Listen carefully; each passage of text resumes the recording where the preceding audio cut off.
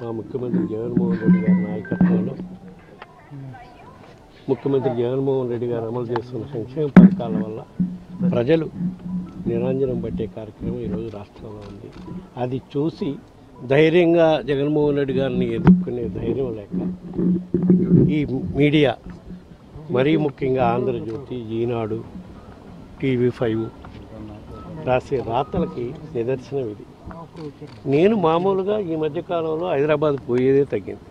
ఎప్పుడో నెలకు ఒకసారో 2 సార్లు హైదరాబాద్ పోయిన ప్రతిసారో 2-3 వారాలకు ఒకసారో విజయమ్మ గారిని కుటుంబ పరంగా కలిసి కుటుంబానికి సంబంధించిన విషయాలు మాట్లాడుకునేది గత 10 సంవత్సరాల నుంచి జరుగుతున్న కార్యక్రమం.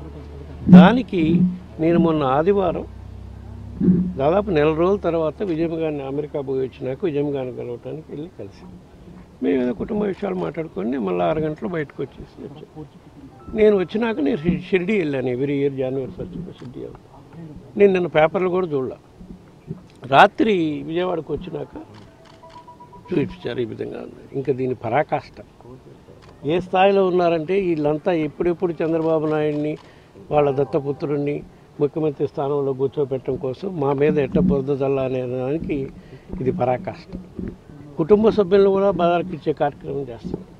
ఇంత నీచమైన పరిస్థితి ఈరోజు ఆంధ్రప్రదేశ్లో ఈ మీడియా, ఇందాక నేను చెప్పిన మీడియా వాళ్ళ ద్వారా వచ్చిందనే దానికి చాలా బాధాకరం. వీళ్ళు ఎటువంటి కుట్రలు పన్నాగాలు ఏం చేసుకున్నా సరే మా గౌరవ ముఖ్యమంత్రి జగన్మోహన్ రెడ్డి గారిపై సంక్షేమ పథకాలను అమలు చేస్తున్న తీరుపై ప్రజలకి అపారమైన నమ్మకం ఉంది. ఎంతమంది వచ్చినా సరే, ఎంత ఇది చేసుకున్నా సరే మేము ఏవి రాయబారాలు చేయాల్సిన పనిలా ప్రజలు ఆస్వాదించడానికి సిద్ధంగా ఉన్నారు. ఎందుకంటే ఈరోజు గౌరవ ముఖ్యమంత్రి జగన్మోహన్ రెడ్డి గారు అమలు చేస్తున్న సంక్షేమ పథకాల వల్ల లబ్ధి పొందుతున్న కుటుంబాల వాళ్ళ జీవితాల్లో మళ్ళా వెలుగు నింపాలంటే మళ్ళా జగన్మోహన్ రెడ్డి గారు ఈ రాష్ట్రానికి ముఖ్యమంత్రిగా రావాలని కోరుకుంటున్నారు. కాబట్టి ఈరోజు రాష్ట్రంలో ప్రజలందరూ ఈ విధంగా ఉన్నారనే దానికి ఇదే చేస్తాను. అంటే శర్మ గారు కాంగ్రెస్ పార్టీ తరఫున వస్తారని ఒక ప్రచారం కూడా జరుగుతుంది. అదే పత్రిక రాస్తుంది సార్, అందులో వాస్తవం ఉందా? మీరు దాంట్లో వాస్తవం ఉందా లేదో మనకు తెలియదు. శర్మలమ్మ గారు ఇదివరకు 3 సంవత్సరాల కిందటే తెలంగాణలో పార్టీ పెట్టారు. అప్పుడు ఎలక్షన్స్కి ముందు మళ్ళీ కాంగ్రెస్తో చేరాలని ఏదో ప్రయత్నాలు జరుగుతున్నాయి అన్నారు. మళ్ళీ ఇప్పుడు కూడా అటువంటి ప్రయత్నాలు ఏం జరుగుతున్నాయో దాని గురించి అయితే నాకు సమాచారం లేదు. బట్ ఎవరు ఎక్కడ ఏ పార్టీలో చేరినా ఏమైనా ఆంధ్రప్రదేశ్ రాష్ట్రంలో మాత్రం ప్రజలు గౌరవ ముఖ్యమంత్రి జగన్మోహన్ రెడ్డి గారితోనే ఉంటారు. మేమందరం కూడా ఆయన అనుకుంటాం రాబోయే రోజుల్లో తప్పకుండా మళ్ళీ మన రాష్ట్రంలో జగన్మోహన్ రెడ్డి గారు ముఖ్యమంత్రి అవుతారు. చెప్పాను కదా, ధైర్యంగా జగన్మోహన్ రెడ్డి గారిని, చంద్రబాబు నాయుడు గారిని కానీ, ఆయన దత్తపుత్రుడు పవన్ కళ్యాణ్ కానీ వీళ్ళందరూ కలిసి వస్తున్నారు కదా. వీళ్ళందరూ కలిసి వచ్చినా సరే ఎదుర్కొనే ధైర్యం లేక ఈ విధంగా కుట్రపు రాతలు రాసి ప్రజల్ని నమ్మించే కార్యక్రమం చేస్తున్నారు. ఏదో మేము భయపడిపోతున్నామని, ఇంకొకరు వస్తే భయపడతామని అటువంటి భయపడాల్సిన అవసరం లేదు. చెప్పాను కదా, మాకు ప్రజలే దేవుళ్ళు. ప్రజలకి మా ప్రభుత్వం అమలు చేస్తున్న పథకాలే, సంక్షేమ కార్యక్రమాలే మళ్ళా ముఖ్యమంత్రిగా జగన్మోహన్ రెడ్డి గారిని మళ్ళా అధికారంలోకి వచ్చే విధంగా చేస్తారు. ప్రజలు ఆస్వాదించడానికి సిద్ధంగా ఉన్నారు. వేరియస్ కారణాల వల్ల కొన్ని సీట్లు మార్చడం జరుగుతుంది. కాబట్టి ఆ మార్పులో భాగంగా వాళ్ళ వ్యక్తిగతంగా కారణాల వల్ల వాళ్ళు ఏమన్నా వేరే పార్టీలకు పోయి ఆలోచన చేస్తున్నారో కానీ చాలామంది ఎటువంటి ఆలోచన చేసేలేదు. ఎందుకంటే ఎక్కడెక్కడ సీట్లు మారుస్తున్నామనే దానికి గత సంవత్సరం నుంచి గౌరవ ముఖ్యమంత్రి గారు వివిధ సందర్భాల్లో మీటింగుల్లో కూడా చెప్పడం జరిగింది. 175 స్థానాల్లో 175 స్థానాలు గెలిచేదానికి మనం ప్రయత్నం చేద్దాం. ఎక్కడన్నా అవసరమైతే క్యాండిడేట్స్ మీద వ్యతిరేకత ఉన్నా పార్టీ నష్టపోకుండా ఉండడం కోసం మార్పులు చేర్పులు అవసరం అవుతాయి. ఆ మేరకు మార్పులు చేర్పుల అవసరానికి మీరు అందరూ కూడా సహకరించండి. రాబోయే రోజుల్లో ప్రభుత్వం వచ్చినాక మళ్ళీ మీకు అందరికి కూడా మేలు చేసే కార్యక్రమం చేస్తామని చెప్పి ఈ సందర్భాల్లో జగన్మోహన్ రెడ్డి గారు చెప్తున్నారు. ఇప్పటి వరకు దాదాపు 15 మంది దాకా మార్పులు చేర్పులు జరిగింది.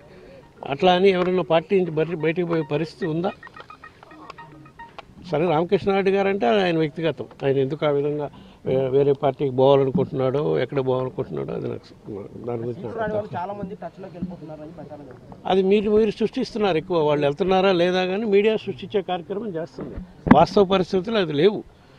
వాళ్ళకి దారి చూపించేదానికి మీడియా ఆ విధంగా ప్రేరేపిస్తుంది. కాబట్టి నేను ఈరోజు మీ ముందు మాట్లాడాల్సి వచ్చింది. నిన్న రాసిన రాతలకి నిదర్శనం అదే. రేపు షర్మిల గారు కాంగ్రెస్ తరపున ప్రచారం చేస్తే వైసీపీకి ఇబ్బంది ఉంటుందంట? ఎటువంటి ఇబ్బంది ఉండదు. ఎవరు వచ్చి ప్రచారం చేసినా మా గెలుపు ఇబ్బంది ఉండదు. మా ముఖ్యమంత్రి జగన్మోహన్ రెడ్డి గారు అమలు చేసే సంక్షేమ పథకాలు, అమలు చేసే అభివృద్ధి కార్యక్రమాలే మాకు మళ్ళా మమ్మల్ని గెలిపిస్తాయి. తప్పకుండా మళ్ళా రేపు జరగబోయే ఎలక్షన్లో విజయం సాధిస్తాం. మళ్ళా గౌరవ ముఖ్యమంత్రి జగన్మోహన్ రెడ్డి గారు మళ్ళా రాష్ట్రానికి ముఖ్యమంత్రి అవుతారు.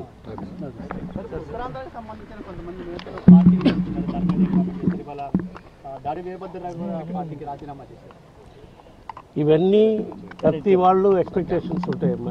ఎలక్షన్స్లో సీట్ల విషయంలో కానీ, పదవుల విషయంలో కానీ అందరినీ సాటిస్ఫై చేయాలంటే కష్టం కదా.